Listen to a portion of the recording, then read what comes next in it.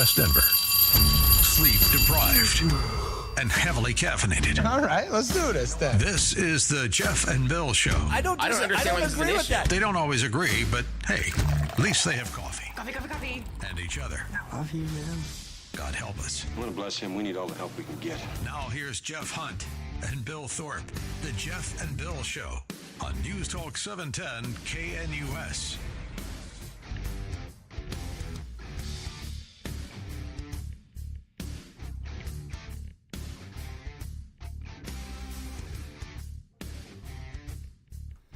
$7 a.m. in the Mile High City on this Friday, August 15th, 2025. Good morning, Denver, Colorado. You've tuned in to the Jeff and Bill Show, News Talk 710 KNUS. I'm your co-host, Jeff Hunt, along with Bill Thorpe, bringing you the freshest insights, hottest takes from the right, left, and center. The Salvation Army parting with the city of Denver on 3 hotel shelters that it's been servicing, and they're giving different reasons why.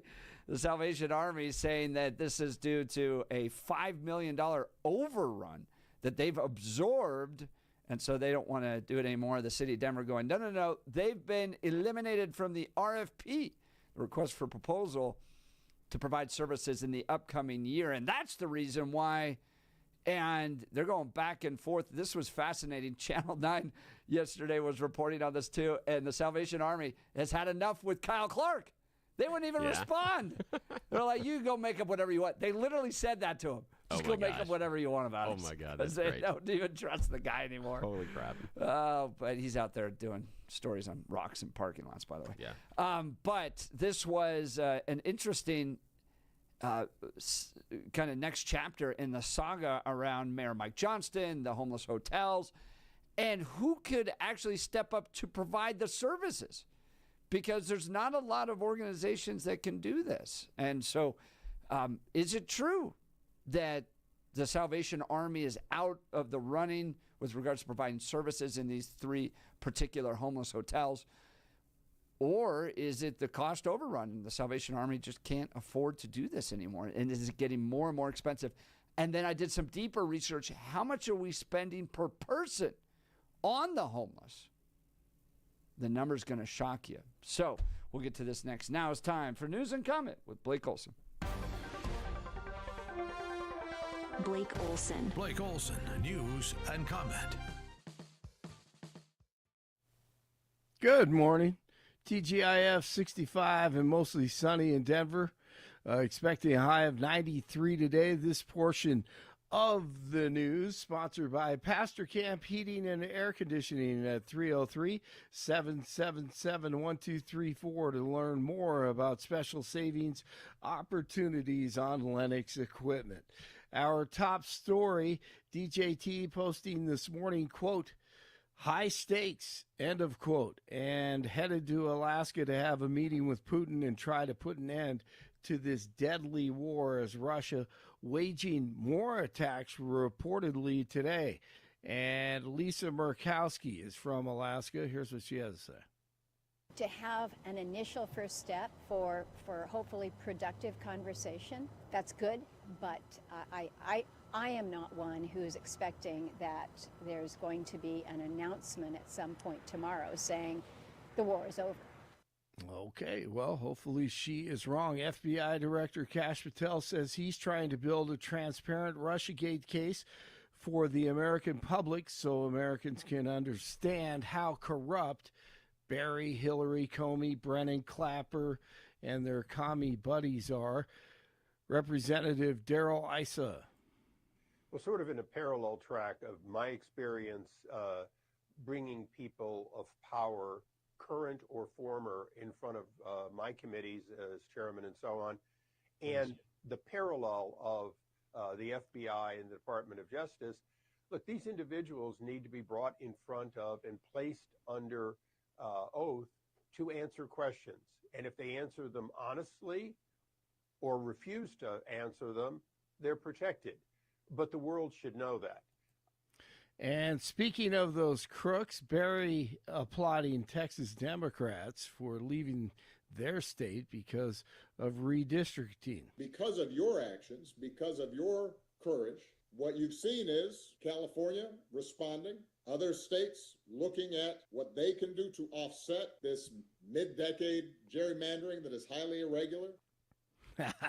Except for in states like his own of Illinois. Speaking of redistricting, L.A. Mayor Karen Bass always on stage ready to perform, unless she's being asked about fires that she's not prepared for. ICE made some arrests outside Gavin Newsom's redistricting event on Thursday. Here's Karen Bass. Not believe that this just happened to be a coincidence. There is no way this was a coincidence. This was widely publicized that the governor and many of our other elected officials were having a press conference here to talk about redistricting, and they decided they were going to come and thumb their nose in front of the governor's face. Why would you do that? That is unbelievably disrespectful. It's a provocative act. They're talking about disorder in Los Angeles, and they are the source of the disorder in Los Angeles right now. This is just completely unacceptable. This is a administration, this is a Customs and Border Patrol that has gone amok. Yes. It is awesome. Isn't it though? She's such a Just fraud. starting to show up to immigration busts at these press conferences. That was so great. That was almost as good as seeing the payloaders and the bulldozers or the bobcats cleaning up the garbage in D.C. Yeah, that was amazing. Oh, that was funny. What a time to be alive. Right? I'm telling you, man. It is. It reminds me of, you see Netanyahu drinking water, talking I about, heard about Iran, that, yeah. Iran running out of water. They're drinking water. Oh, there's some next level trolling happening right now. Yes. It's just beautiful. Absolutely. All right, searchers have recovered a body at Rocky Mountain National Park near Emerald Lake. They believe the body belongs to 23-year-old Blake Kikehafer of Omaha, who was reported missing Monday. The body was taken to the Larimer County Coroner's Office for further examination. Police investigating a suspicious white powder inside a Manhattan federal building. Several envelopes with the powder were found on the 9th floor of a mailroom of the building Thursday afternoon. The building houses the New York headquarters of several law enforcement offices, including the FBI, Homeland Security, and ICE. Diamondbacks over the Rockies last night, 8-2. Back at it tonight. Nielsen reports the Browns' preseason win over the Panthers last weekend set an NFL Network preseason viewership record with over 2.2 million tuning in for a preseason game, a scrimmage game. And that's because of Shedeur Sanders. Started at quarterback, 138 yards, 2 touchdowns in a 30-10 victory. Tomorrow, they'll play the Eagles at 11 in the morning. Blake, I watched that, and I'm not a Browns fan at all, ever. I still hate them from the Bernie Kosar era, so the dog pound and all that stuff. Oh, great quarterback, but because being a Bronco fan, I have to hate him because, he was a rival at the time. Sure. I watched that thing, so I believe it. 2 million plus on a preseason game because you had to see he falls so far. He was the talk of the draft. The Colorado roots. Yeah. Here's the crazy part. Inside of my news feed right now, I have paid attention so much to the Browns preseason training camp. I'm having dueling Broncos-Browns training camp feeds that, as it comes to my social media, and I'm getting all these Browns. I'm like, I'm really not a Browns fan. I'm really not just curious about this. It's funny. Yeah. You're going to know all about them. I know. It's crazy. In 3 weeks, you're going to be an expert on the Browns. Oh, God, no. No, I know. And that's the thing. I mean, there are huge fans, obviously. You have the Sanders fans. I mean, they're out of control. But then you also have the curiosity factor there, and you also have the train wreck factor. Oh, yeah. The fact that the Browns have been a train wreck for so long, and they have been searching for the savior. And even when someone allegedly falls in their lap like a Johnny Manziel, it still goes right. And this is the big tease here. Yes. Because if he has another big outing, and then they go with him, and it just falls apart and implodes. Oh, yeah. And they've brought the prom queen to the dance before. And she has turned out to not be the prom queen. Right. In fact, barely be able to make the debate queen. Yeah, debate Boy, scene. you got that right. Yeah. So this is and do they get wrapped up in that same love? We have found our guy, and they've done it so many times before. Are they gonna? Is it gonna fall apart? That's part of why I'm watching this. Is how does this go? And the fact that we've got something as far as such a close Colorado connection makes it fascinating. There's no question. It's the best story in the NFL. Yeah, it is. Actually, in sports right now, just because I would agree. Everything involved in. Now, if he was humble and quiet, and and no one would care. I mean, very few people would care. If we didn't have the stories about him like blowing off the the meetings before the draft with teams, just showing up like, whatever. Exactly. It wouldn't matter. If he showed up and he was the good student, it wouldn't matter. But this is the dude that sat in the back of the class that told the teacher, tardy, I don't feel tardy. That's who this is. Exactly. He's getting a shot of starting. He's wearing the jewelry while he's doing it. Exactly. Absolutely. And driving the $500,000 cars around. Exactly. Speeding. It's going to be getting tickets. Twice before camp starts. It is such great drama. I know, Way to bring that drama. Gotta love this. Put him in the Ring of Fame. Yep. You and I. Nice reference. You and I are going to watch this together, my friend. Thank you. Yes, we are. Cardinals at the Broncos tomorrow night. Nuggets schedule is out, and they tip off the season October 23rd at Golden State. By the way, that's a pet peeve of mine when people say the Nuggets kick off the season. Basketball, they don't kick off anything, all right? They tip off the basketball season. They do. Thank you. Good point. Thank you. It's a pet peeve, man. 61 in Louisville. I almost said Louisville. That's a pet peeve also. 61 in Louisville. 62 in Littleton. 64 in Denver. Jeff and Billy continue. Blake Olson, News Talk 710 KNUS. Warm temperatures, afternoon and evening thunderstorms, typical August weather for Denver. Highs today, low to mid-90s, a good chance of afternoon and evening thunderstorms. Lows tonight, low to mid-60s. Temperatures will be about 90 for Saturday and Sunday. A fairly good chance of thunderstorms Saturday, mainly isolated thunderstorms Sunday. Weather is a service of L&L Heating and Air Conditioning. For quick, trustworthy, and dependable service, call L&L Heating and Air Conditioning at 720-851-1691. Visit them online at bestdenverhvac.com. You'll be comfortable with L&L. Meteorologist Don Day in the 710 KNUS Weather Center.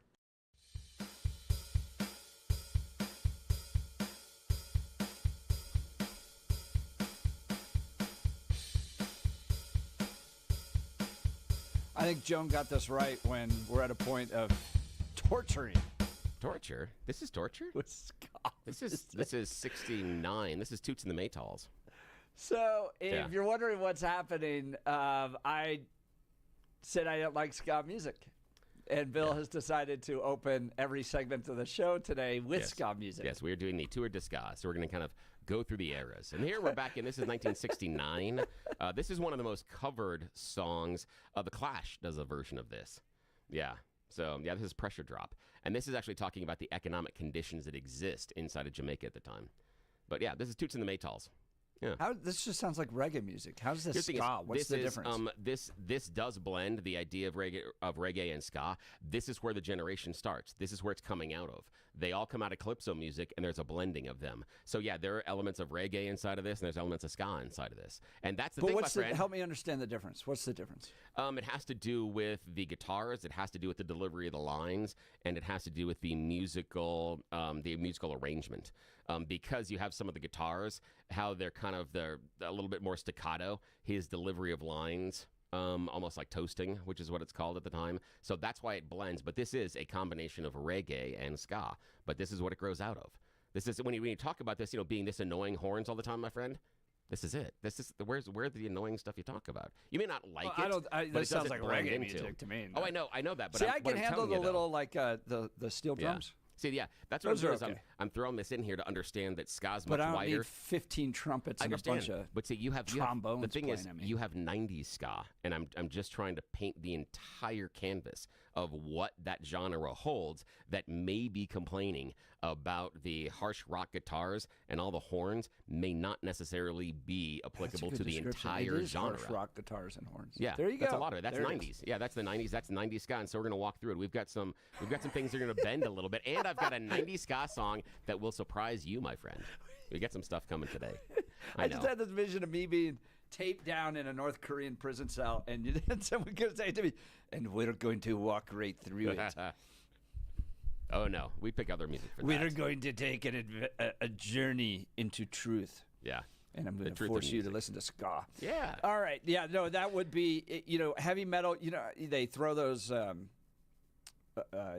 Islamic extremists into the torture boxes and make them listen to heavy metal. Oh, see, I can handle that, but if you threw me into ska, I think I'd lose my mind. Could you do?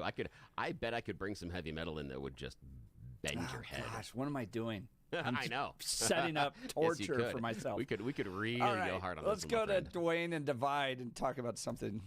Yeah, and also we got to talk about now, Dwayne. You got to tune in next Friday because Jeff is going to be picking all the songs next Friday. So next Friday, I'll be on I'll be on the road hauling, but yeah, I can certainly do that. Oh, good. You guys have got to stop making me laugh. I broke ribs last Sunday. Oh, I'm so sorry. Well, what happens. I was changing a tire for the kids because we're going down to a car show. Oh, by the way, we won best prize because his car wouldn't start. So I took my van, and we won ugliest vehicle, and he got a neat little die cast out of it, which was real nice. Oh, I like that. Yeah, it was a Jason Line Pro Stock, so that was really nifty. It was a pretty nifty piece. But you guys, with all this, I was laughing about the music thing, and I wanted to come on and go, yeah, man, I do the spleepers between the music this morning, but it's one of those things. I love that. It's just things that go on with all this. There's a British company that has made, Jeff, the Happy Song. It's for babies. They have done hours of research, different sounds, everything else, and it's on Spotify. It's called the Happy Song. Does it go chicken banana? Chicken banana, because that's playing in my house constantly as my kids are in. Yeah. Right now, my kid is playing heavy metal, and I'm not talking about Metallica. Ooh, who? The Olivia Newton-John. I can't use the names. Oh yeah, find out the names. I'd be curious of ours. Who he's listening to? I'd be super curious. Just, it's just. Well, let me put it to you this way: anything, makes Slipknot look like something quiet and calm, something you would have heard on the way old KOSI. Oh God, okay. Beautiful music on 101. Oh man, okay. So dying. Yeah. Oh God, so he's probably doing like Creeping Death and stuff like that. Okay, cool. Oh okay, no. That's beyond that. I'm really? serious. Ooh, okay. Now you really got me. Okay. I may have. It's terrifying. Okay, off the air, I may have a band that comes in from the '80s that you might two of them that might be interesting to you. One of them I'd recommend is Nocturnal. That would be late 80s, early 90s. Spelled K-U-R, N-U-R-A-L, I think it is. Yeah, Nocturnal. Yeah. There are two versions of it, but you got to look for the heavier version. They're really good. Yeah, but he may enjoy that. Yeah. You may be cool. I'll give you, you may get brownie points as being the cool dad introducing him to Nocturnal. So yeah, sure I will. We bought American Eagle jeans the other day. Hey. And the guy looked at him and he goes, American Eagle jeans? I said, they're in the guys section. And he looks, great jeans. Oh, no. Lost you a little bit there, Dwayne. What did the guy say about the American Eagle jeans? I lost you there. He said to him, he was like, aren't these girl jeans? And and Sydney Sweeney would love you. I have great jeans. Oh, that's great. Oh, that's wonderful. So anyway, but as you guys go along, yes, do check out the Happy Song. It's from a British company. I'm gonna go look. And it's for pediatrician items and everything else. It would be a break from all this. And love the neutral, by the way, that you guys are doing in the morning. So I don't know if anybody's made a comment of that, but something a little bit more depth into the song would be a little bit nicer with the guitar riff, but that's me. Other than that, guys, I appreciate it. To me, I love how you guys keep the confrontational items going, and poor Balake there having to come in at the top of the hour and fight with you guys is really a lot of fun as well. Awful. Yeah, I feel bad for him every hour. I appreciate you, Dwayne. All right, guys. Have a great week. Take care. Great to hear Dwayne from Divide. His line is open, 303-696-1971, or text us on the Dan Caplis Law text line at 720-819-5115.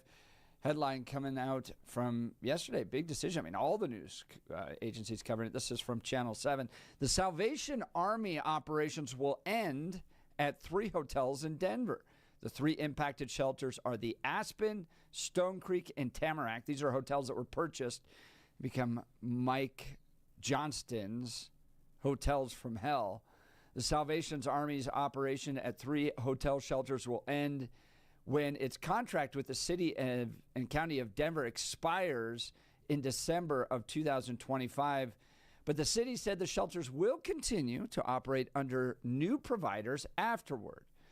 Those 3 shelters, the Aspen, Stone Creek, and Tamarack shelters, were all managed. So they're owned by the city, but then they're managed by the Salvation Army.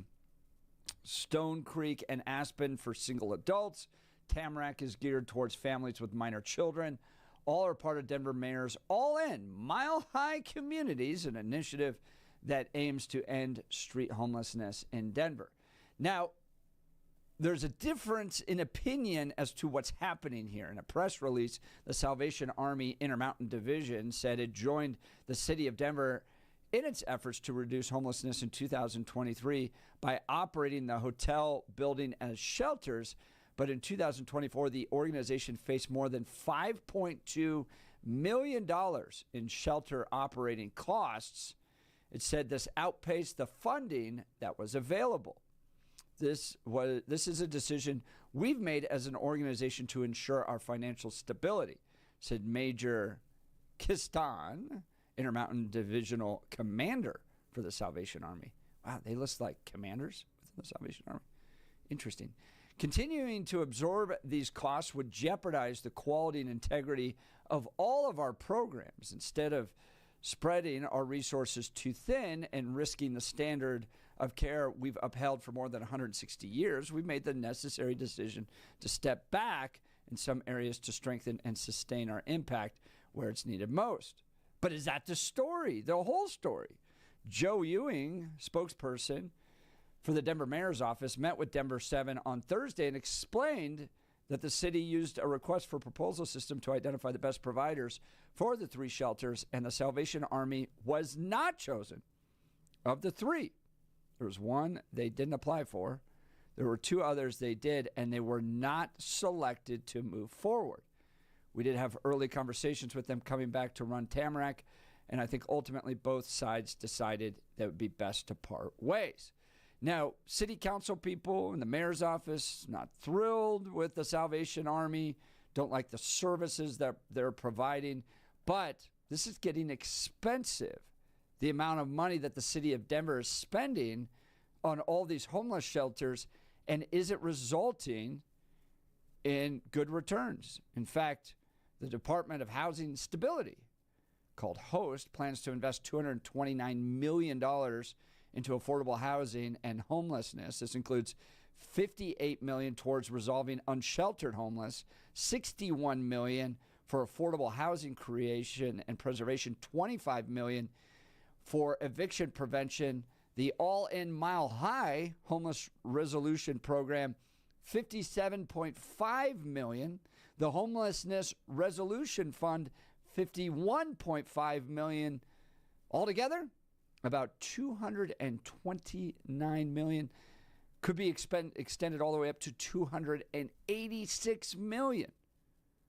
And then if you add in all the other city agencies, healthcare, police and fire involvement, total homelessness getting up to $434 million. And if you break it down based upon the number of people experiencing homelessness, you're looking at expenditures from the city of Denver anywhere from $40,000 on up to $104,000 per person per year. And the Salvation Army saying that they're still having to expend up to $5 million themselves in order to cover these costs. It is getting very expensive, and the results, not great, kind of on par with other cities that are out there trying to deal with homelessness this way.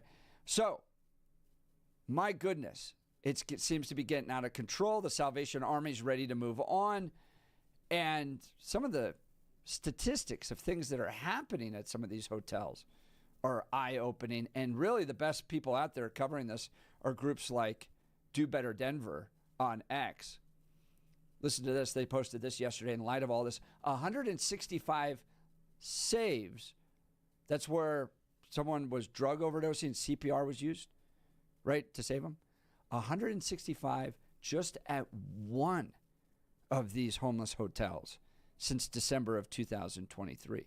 As of June, 25 people had died at all-in shelters operated by the Salvation Army, 2 murdered, 1 by suicide, 3 of natural causes, and another 19 from drug overdoses, according to the Denver Department of Public Health and Environment. And then at the same time, Salvation Army estimates that the staff has saved 165 lives using CPR and opioid overdose reversal drugs, all just at one of these shelters. It's wild. It seems to be getting out of control. Let's go to the phone lines. Gary, Denver. What do you think about all this, Gary? Yeah, good morning. Good morning. What came to mind is, it's pretty upsetting for a taxpayer to hear all this, but can you imagine how the employees of the city and county of Denver feel when they're looking at being laid off next Monday? I mean, Gary, that is a fantastic point.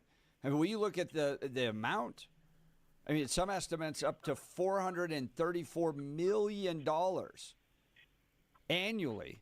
If you look at the broad system of care that's provided to homeless people with, and I want to say this again, per individual costs anywhere from, based upon the number of people, $40,000 up to $104,000 per year of services provided. We're, $200 million in the hole or something like that in Denver, I believe, to the point where we are now having to lay people off beginning on Monday. It looks like a wild mismanagement. Yeah, I mean, you just look at, every $1 million that Denver spends on the homeless people is probably 10 people getting laid off. If you figure 100,000 per person. Yeah. So when you're talking about hundreds of millions of dollars, I mean, if you're sitting there waiting to get a pink slip and you see what the mayor's doing, wasting this money supporting homeless people. And here's a thought, though. I mean, running one of these homeless shelters, the employees that run those things, I mean, it's not rocket science, right? I mean, you're running a hotel. I mean, how difficult is that? You would think the city could be creative and say, instead of, maybe we can reduce the number of employees we lay off by offering them jobs at these homeless hotels. That's interesting, like moving labor. Yeah, I mean, at least they won't, they might have to lose their job with the city, but maybe they could, whoever they give the contract to, they could stipulate that you need to hire one of our laid off employees. And it's not necessarily a bad business to be in. I looked up some of the payments that have been made to some of these homeless initiatives. The city spent $35.3 million, and a good portion of that going to the All-In Mile High Shelter Initiative. And if you work for some of these coalitions, homeless coalitions, you can make some good money. I pulled up, let's see if I can find it, the annual salaries of some of these folks running these homeless initiatives. They're in the hundreds of thousands of dollars. I think one of the homeless initiatives, the guy was making close to $300,000. But yeah, I mean, even not bad business to be in. Yeah, even the lower paid employees, people who actually work at the hotels, who check people in and just make sure things aren't going crazy. Some of the lower paid city employees that are clerks and like that, if they're going to get laid off, maybe the city could, for once, get creative and try to help them out.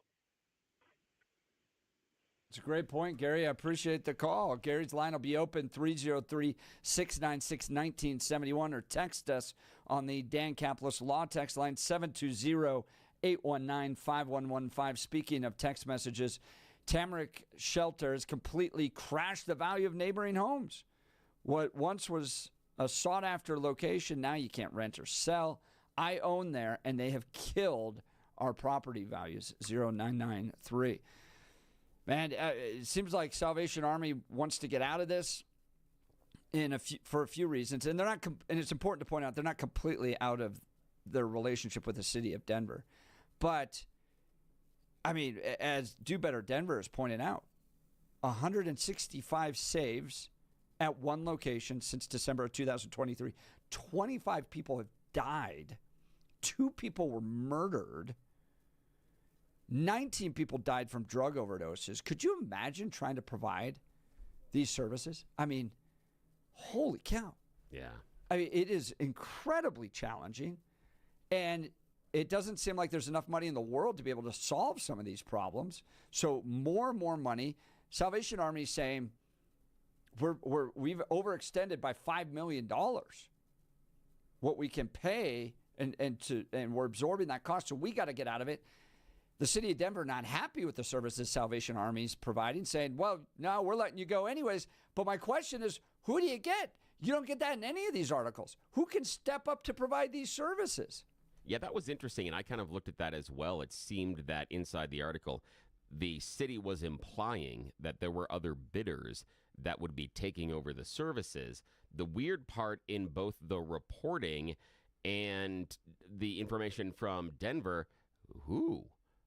I thought that was interesting. One, I mean, I don't know if the reporter asked the question or anything else, but it's strange that if Denver was really trying to say, well, it's not that big a deal, we have another group taking it over, why not highlight who that group is?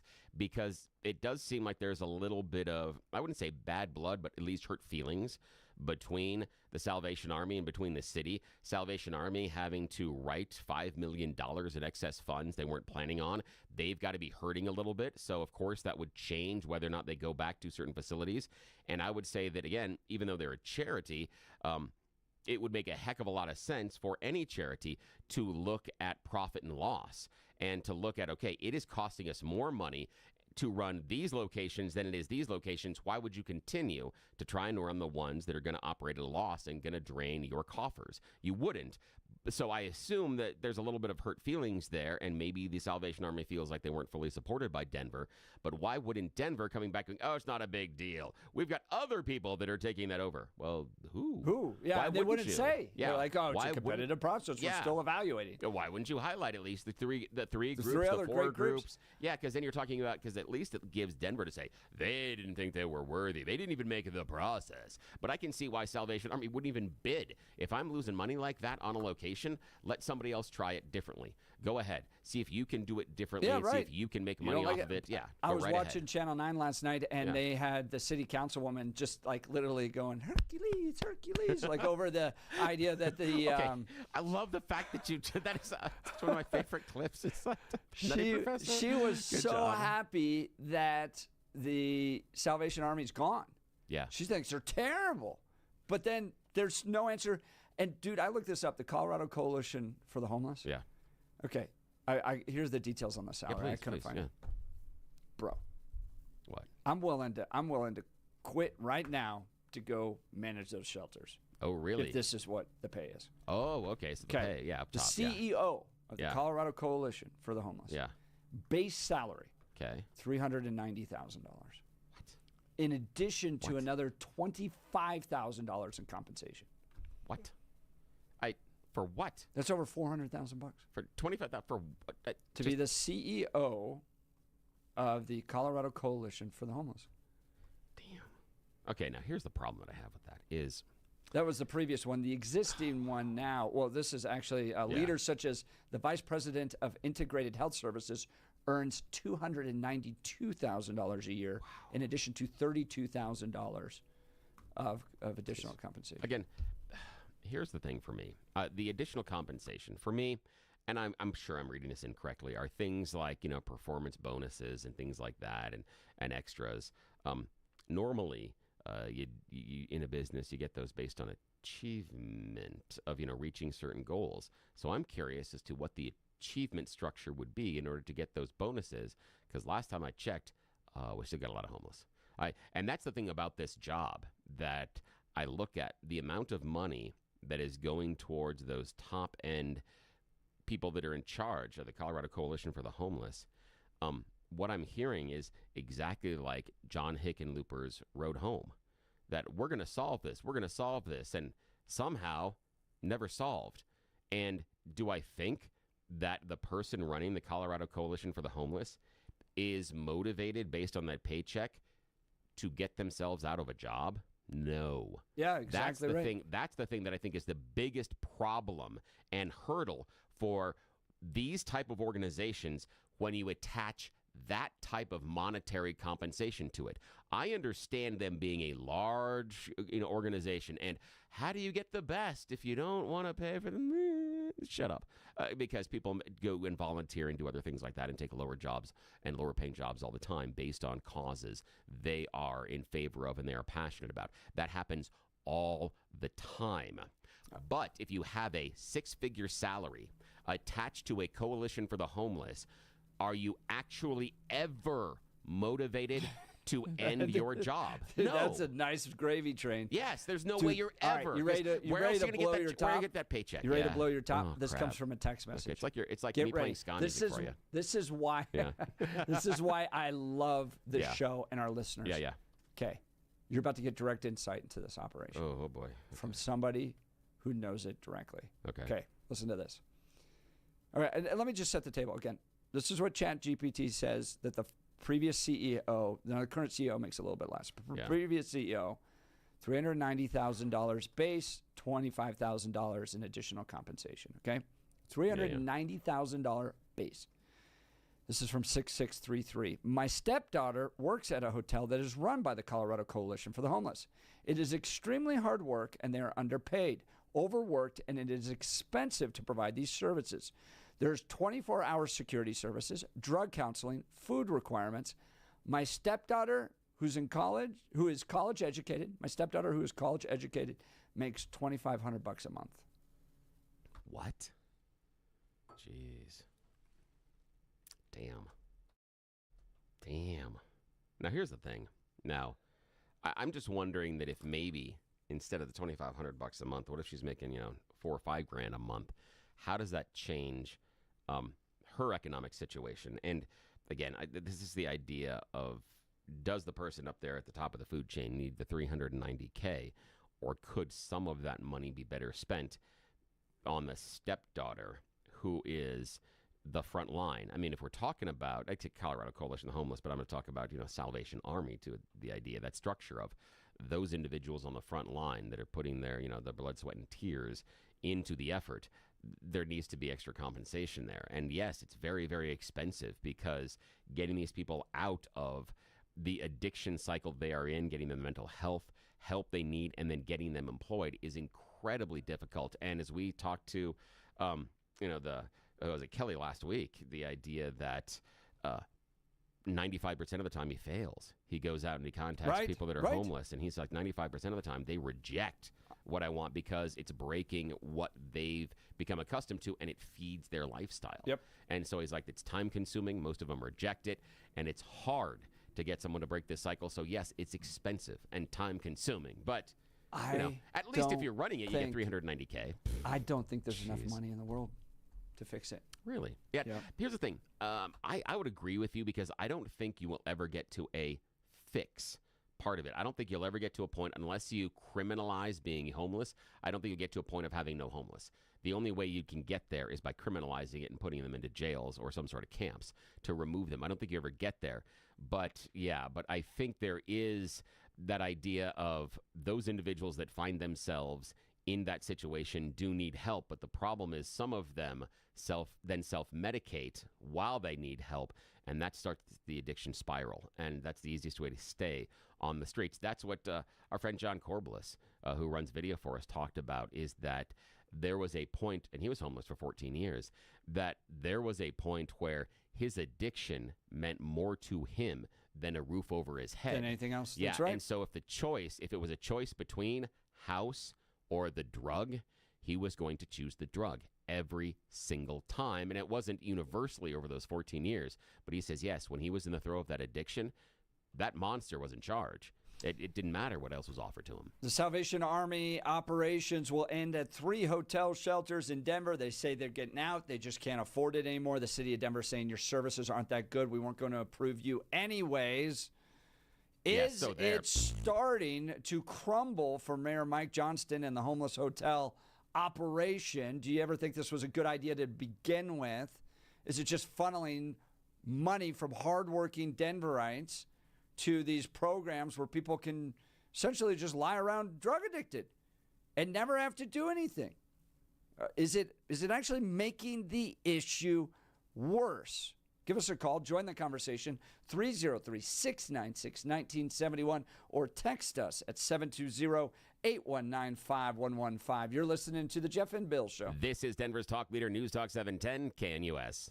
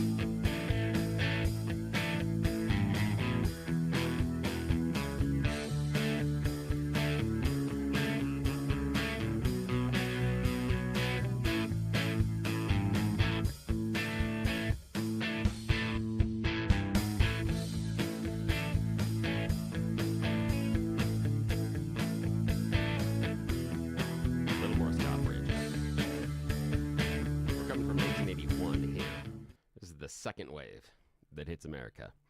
This is the Specials. The song's called Ghost Town.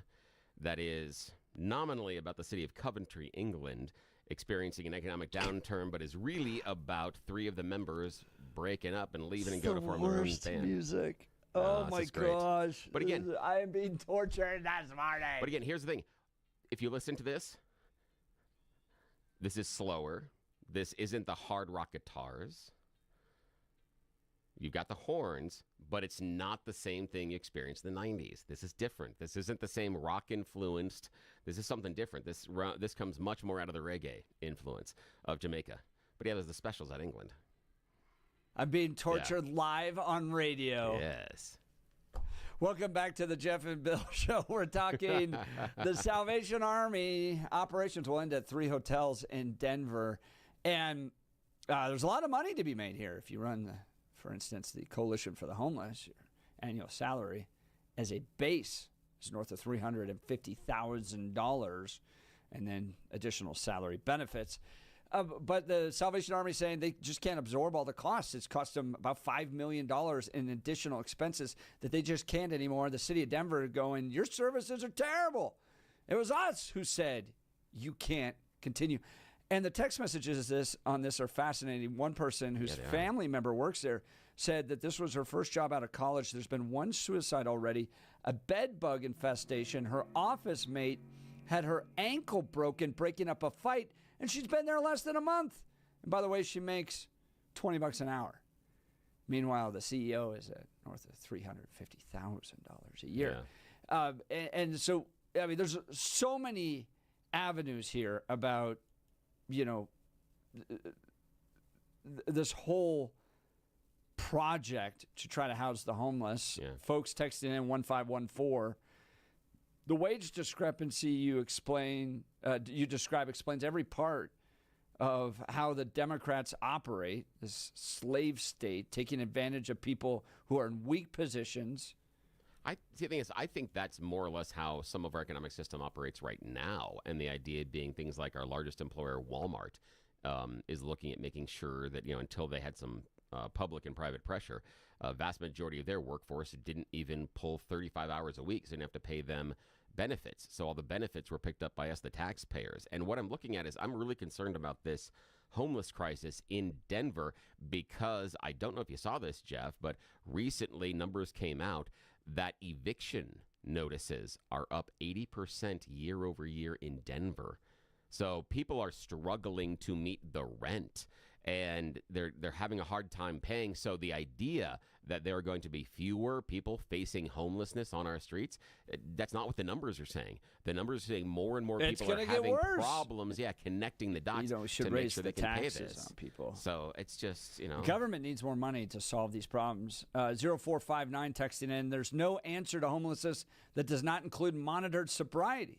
Anybody who says otherwise is simply allowing people to die on their installment plan. Whew, that's a good one. Tom in Denver saying, we're all upset about taxpayer dollars there. How about the money spent renovating an old Qatari jet? Yeah, it's all about priorities as far as what the priorities are and where. And at the Colorado Coalition of the Homeless, according to how they're paying people, priorities aren't necessarily the workaday person dealing with the bed bugs, the assaults, the suicides. It's making sure that the CEO has enough to afford that really sweet place in Aspen. 8422 saying, Jeff, Billy's just getting back at you for giving him crap about the way he relates everything to January 6th. LOL. that was an unintended confluence of the streams this morning. But again, and Jeff's going to pick all the music for us next Friday. It's all on him. He's got 12 songs he's got to tell us, and we will walk through Jeff's musical stylings next Friday. The funny thing is I just am not, it's just not that way my brain thinks. I just throw on Pandora on a Johnny Cash. That's why you got a week, my friend. You got a week. Channel, and I'm very happy to just let it run. All right, Marcus Aurora. Good morning, Marcus. You're on with Jeff and Bill. Hey, Marcus. Hey, guys. How you been? Doing good, man. How are you? And what do you think about this homeless thing, about the fact that Salvation Army is saying they can't do the take over the hotels? You're not going to run the hotels anymore. Denver saying, no, they weren't doing a good job. And then we find out how much money some of these people are making. Yeah, what do you think about it, man? Well, it's kind of strange because I know the homeless, they got programs for the veterans. and they get federal money. So it's kind of strange. I mean, there's a ton of money. I mean, it's coming in grant blocks, to your point, Marcus, coming in from the feds via grant blocks.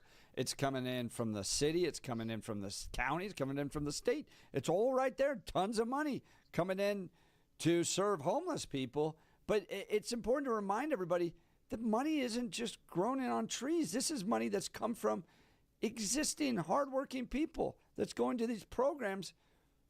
One person getting a salary of $390,000 a year. Yeah, and I feel sorry for the people. $20 an hour to service the people, but I like what you guys said. This ain't right. It's just this is bad. And I don't think it's going to get any better. I honestly, I think the money's just going to continue to flow.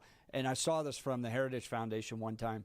We have spent on social services in America more than all the money on all the wars combined in America, and the poverty rate is still the same. That's unbelievable. But that's true. I believe you guys. Yeah. It's hard to, with the mayor and the coalition, but I like what you guys said. They're not gonna, they're gonna do what they can a little, but they need the homeless to keep surviving. Yeah, it's when they get into government programs, very rarely, and appreciate the call, Marcus, do you see the person in charge of the program hope to end the program, meaning putting themselves out of a job. Very few people in those positions want that as a goal. All right, we're going to talk Jared Polis's 2040 energy plan coming up. You're listening to the Jeff and Bill Show. 710 KNUS.